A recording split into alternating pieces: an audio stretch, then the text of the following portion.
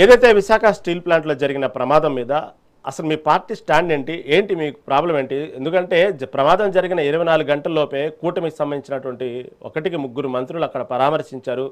బాధితులకు భరోసా ఇచ్చారు. ఎక్స్‌గ్రేషియా ప్రకటించారు. వాళ్ళకి కావాల్సినటువంటి అన్ని సహాయ సహకారాలు చేస్తున్నారు. ప్రమాదం జరిగిన తీరుని దాని మీద ఒక ఎంక్వైరీ చేశారు. ఇన్ని జరుగుతున్నప్పటికి కూడా ఎందుకు వైసీపీ సోషల్ మీడియాలో పదే పదే కూటమి ప్రభుత్వాన్ని ప్రశ్నిస్తూ విమర్శిస్తూ దీని మీద ఇంత కాంట్రవర్సీ చేస్తుంది? ప్రతిదాన్ని రాజకీయం చేయటమే అలవాటుగా మారిందా వైసీపీకి, లేదా దీంట్లో కంపల్సరీగా జరుగుతున్న అన్యాయం ఏమైనా ఉందా? ఏమంటారు మీరు? నమస్కారం అండి. మీకు అట్లాగే ప్యానల్ ఉన్నటువంటి ప్రతినిధులకు ప్రేక్షకులకు నమస్కారం. ఇక్కడ YSR Congress party Vizag steel plant కోసం ప్రైవేటైజేషన్ జరగకూడదని మొట్టమొదటి నుంచి చిత్తశుద్ధిగా ఉంది. అట్లాగే ఆ స్టీల్ ప్లాంట్కి మైన్స్ కేటాయించాలని, ఆ స్టీల్ ప్లాంట్ని మరింత అభివృద్ధి చేయాలని, ఇదేదైతే పోరాటాల ఫలితంగా వచ్చినటువంటి స్టీల్ ప్లాంట్ని అది ఆంధ్రుల హక్కుగానే మనము నిలబెట్టుకోవాలనేటువంటి ఆలోచన విధానంతో మొట్టమొదటి నుంచి కూడా ప్రయత్నం చేస్తున్నటువంటి పరిస్థితి ఉందండి. అయితే ఈ ప్రభుత్వంలో ఉన్నటువంటి ఏదైతే ఎన్డీఏ ప్రభుత్వంలో భాగస్వామ్యం ఉన్నటువంటి భారతీయ జనతా పార్టీ అయితే ఆ యొక్క ప్రైవేట్ ప్లాంట్ను, ఆ యొక్క స్టీల్ ప్లాంట్ను ప్రైవేట్ పరం చేయాలని ప్రయత్నం చేసినటువంటి మాట వాస్తవం. దానికి ఒకసారి ఏమో 2 కళ సిద్ధాంతంతో తెలుగుదేశం పార్టీ అట్లాగే జనసేన పార్టీ కూడా వ్యవహరించినటువంటి విధానం ఉంది. జనసేన పార్టీ నాయకుడైతే ఊగిపోయాడు అపరిచితుడిలాగా. స్టీల్ ప్లాంట్ ముందు మేము ధర్నా చేస్తాం, అది చేస్తాం, ఇది చేస్తాం. తర్వాత స్టీల్ ప్లాంట్ని దశల వారీగా ప్రైవేట్ పరం చేయడానికి ప్రతిపాదన చేస్తే అసలు కిమ్మనకుండా ఉన్నటువంటి పరిస్థితి ఉంది. చంద్రబాబు నాయుడు గారు కూడా ఎన్నికలకు ముందు చెప్పినటువంటి మాట వేరు, ఎన్నికలు అయిపోయిన తర్వాత వైట్ ఎలిఫెంట్ వేస్ట్ గా ఉంది, మేము చూస్తా ఊరుకోవాలని మాట్లాడి నిర్లక్ష్యంగా వ్యవహరించినటువంటి విషయం ఉంది. సాక్షాత్ ఒక ముఖ్యమంత్రి నిర్లక్ష్యంగా మాట్లాడిన తర్వాత ఆ మేనేజ్మెంట్ కానీ సంబంధిత అధికారులు కానీ అది గాలికి వదిలేశారు. అక్కడ అడ్మినిస్ట్రేషన్, అక్కడ భద్రతా వ్యవహారాలకు సంబంధించినటువంటి ఆ యొక్క శాఖ డిపార్ట్మెంట్ ఏది కూడా పూర్తి వైఫల్యం చెందింది. ఇప్పటికే అనేక మార్లు ప్రమాదాలు జరిగాయి. ఎక్కడా కూడా దానికి క్లారిటీగా దానికి ఫుల్ స్టాప్ పెట్టినటువంటి విధానం లేదు. ఖచ్చితంగా కేంద్ర ప్రభుత్వం కానీ రాష్ట్ర ప్రభుత్వం కానీ ఆ యొక్క ప్లాంట్ను వదిలించుకోవాలి స్టీల్ ప్లాంట్ అనేటటువంటి విధానంతో నిర్లక్ష్యం చేస్తున్నారు తప్ప ఎక్కడా బాధ్యత వహించలేదు. ఖచ్చితంగా ఈరోజు బాధ్యత వహించి రాజీనామా చేయాలి. అసలు వాస్తవంగా ఆ యొక్క ప్రమాదానికి సంబంధించినటువంటి అంశము 10 మంది అశులు భాషి అక్కడ కేవలం ఈ యొక్క భద్రతా వైఫల్యం లేకపోతే నిర్వహణ వైఫల్యం లేకపోతే రామారావు గారు ఎవరు రాజీనామా చేయాలంటారు? ఎవరు రాజీనామా చేయాలి?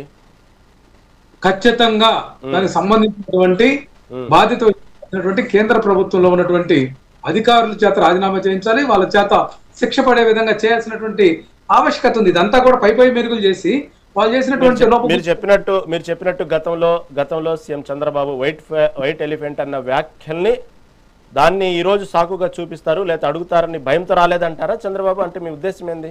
ఎందుకు రాలేదంటారు? చంద్రబాబు నాయుడు గారికి దాని మీద ఇంట్రెస్ట్ లేదండి. ఇక్కడ సెంట్రల్ గవర్నమెంట్ ఎప్పుడెప్పుడు దాన్ని ప్రైవేట్ పరం చేసి సొమ్ము చేసుకోవాలి, లేకపోతే తన అనుమతి కట్టబెట్టాలని ఒకవైపు వరుసగా ప్రైవేటైజేషన్ చేస్తా ఉంది కదండి కర్మాగారాలని. అదే కోవలో చంద్రబాబు నాయుడు గారు ఎన్డీఏలో ఉన్నాడు కాబట్టి ఇమ్మంటం లేదు. ఈయన వైఖరి కూడా అదే. ఏదైనా సరే మనం చూస్తాం కదా, హైదరాబాద్ లో ఆల్విన్ కానీ కొన్ని చక్కెర కర్మాగారాలు కానీ అన్నిటిని కూడా ప్రైవేటైజేషన్ దాదాపు 50 సంస్థలను ప్రైవేటైజేషన్ చేసినటువంటి పరిస్థితి ఉమ్మడి ఆంధ్రప్రదేశ్లో చంద్రబాబు నాయుడు గారి రికార్డు ఉంది. అది ప్రైవేట్ పరం చేయడంలో అతను ముందుంటాడని.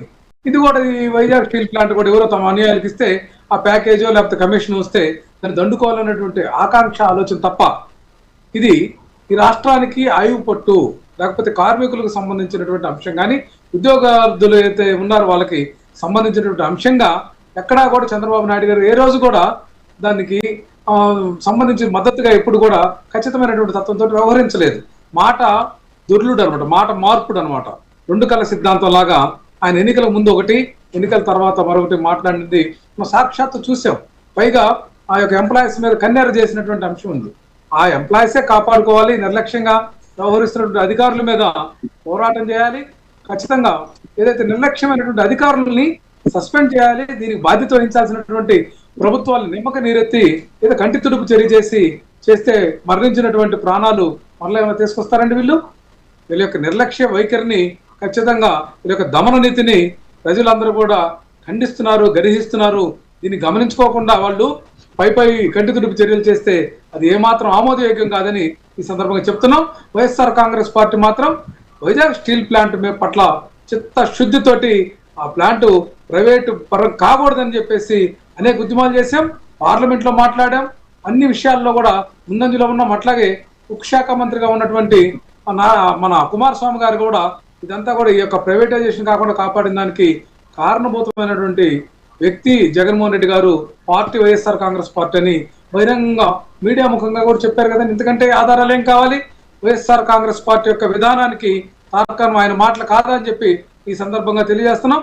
అట్లాగే వీళ్ళ యొక్క విషయం చూస్తే ఈ రోజు ఆర్టీసీ కూడా ప్రైవేటైజేషన్ చేయడానికి కూడా ఈ రాష్ట్ర ప్రభుత్వం పూర్తి ఇట్లా చూస్తుంటే వీళ్ళ యొక్క ఆలోచన విధానం ప్రైవేట్ పరం చేయాలనేటువంటి ఆలోచన విధానంతో నిర్లిప్తత నిర్లక్ష్యం మాటున ఈ ప్రమాదం జరుగుతున్నాయని మాత్రం గట్టిగా చెప్తాం. రైట్ రామారావు గారు, ఓకే, ఇదే స్టీల్ ప్లాంట్ సంబంధించినటువంటి అగ్ని ప్రమాదం మీద మీ నాయకుడు మీ నేత బొత్స సత్యనారాయణ గారు ఏమన్నారు, దాంతోపాటు దానికి ప్రతిగా ఇటుపక్క డిప్యూటీ సీఎం పవన్ కళ్యాణ్ కానివ్వండి, ఇటుపక్క నారా లోకేష్ కానీ ఏమన్నారు ఒకసారి